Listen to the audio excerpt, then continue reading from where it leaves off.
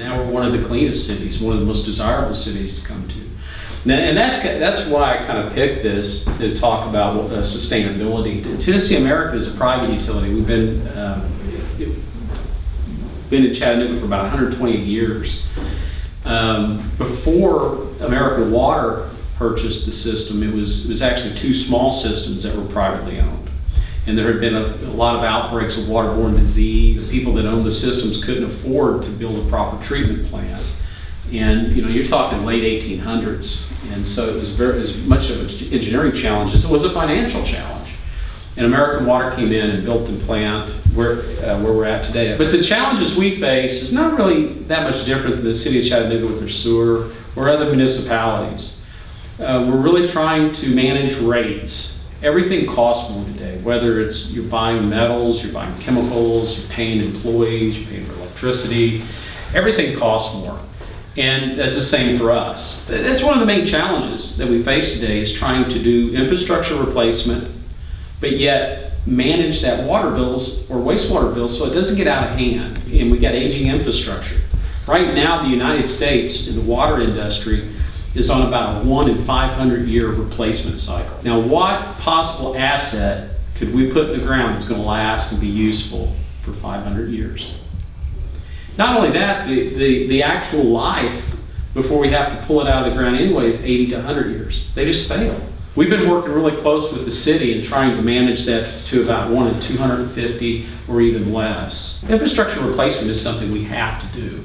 If we don't, the fire protection suffers, water quality protection suffers, economic development suffers. There's a very, very high level of demand for the most quality. People want the highest possible quality for the most economic price.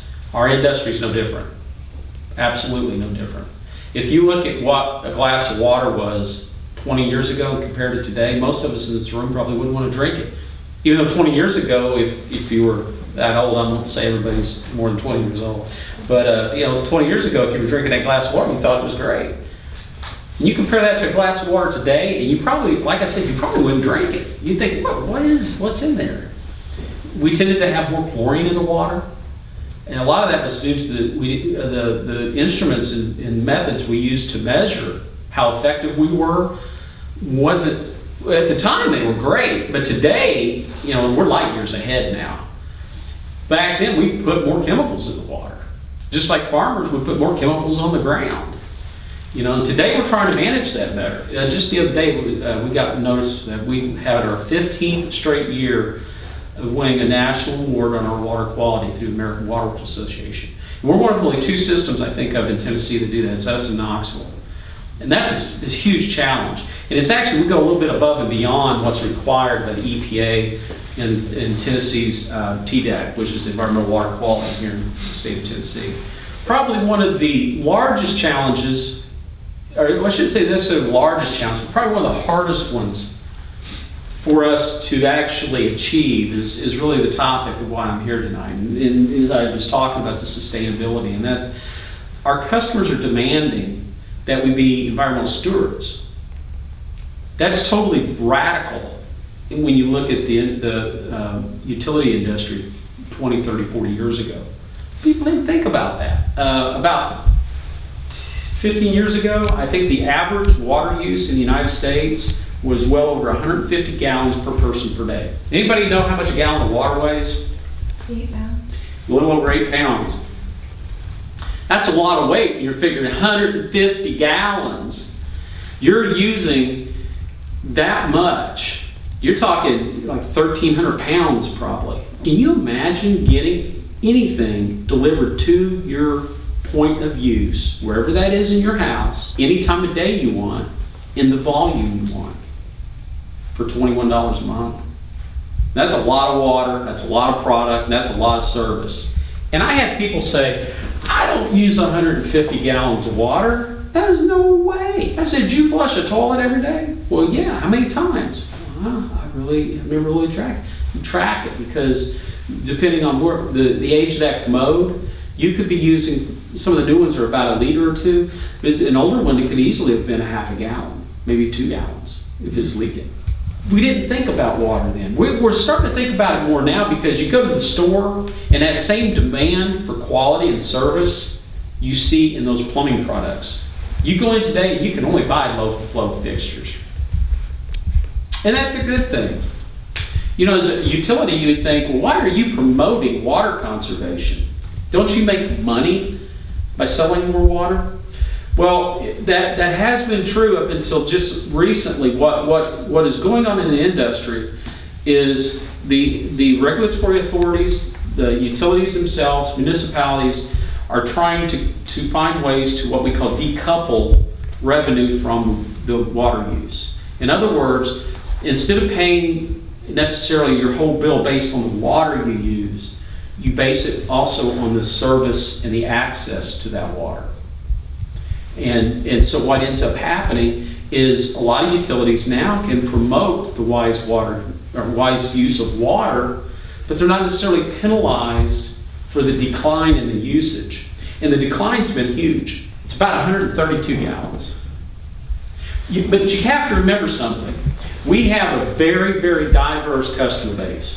We go from pretty well-to-do customers at Lookout Mountain and some other areas in Chattanooga to housing developments. The change in customer base, it's went primarily from being heavily industrial to primarily residential. That was a huge part of that change. But the other part is the decline in use. That's been, you know, it's roughly 1.7% a year that we decline in usage per residential customer. And that's been very consistent for the last 10 years. So that, you know, that's one part of the sustainability in our business.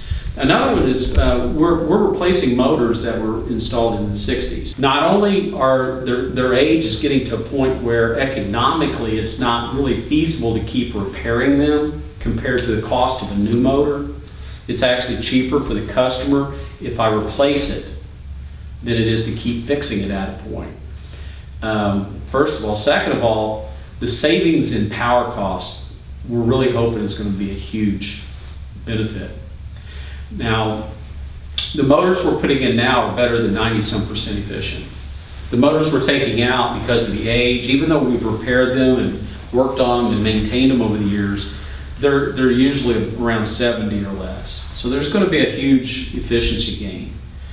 Now, the one thing that is supporting that is some of the new policies of the regulatory authority. They promote that investment, and in turn, the savings that we get comes out of the expenses and goes back to the customer. Now, used to that wouldn't happen until the next rate case. So the company would actually make money. They would earn that savings until between rate cases. Well, now every year we do a true up. If our power costs are lower than what we budgeted, which is what we're charging the customer, we refund that money the following year, and that's happened the last 2 years. On the pumps, is there any companies in your network that are exploring using solar to generate the electric? Yeah, we've actually experimented with some solar use at remote stations, mainly for security and just lighting. Some of the larger plants we have back east in Pennsylvania, New Jersey, have actually operated a little bit more equipment and stuff. The problem we run into is we have such high demand to run the motors, it's hard to get that much generation on your footprint. Another aspect of sustainability that I really thought would be important to mention is pharmaceuticals in the environment. I myself have had some health challenges, and so I've had to take a lot of medicine. My doctors are always changing it, and I don't have a choice. I got to do it. And there's a lot of people like that in the world. A lot of people think that you can actually monitor for pharmaceuticals. That's almost impossible because those drugs are made up of so many different compounds and chemicals, and we already monitor so much, but it would absolutely break the back of the water and wastewater industry trying to monitor for the level of pharmaceuticals. The best thing for everybody to do is to just keep it out of the ecosystem. And the best way to do that is through education. We have different setup places where people can come in and drop the pharmaceuticals off. And well, we do this across the company, and and anytime I've worked it, it's always amazing to me.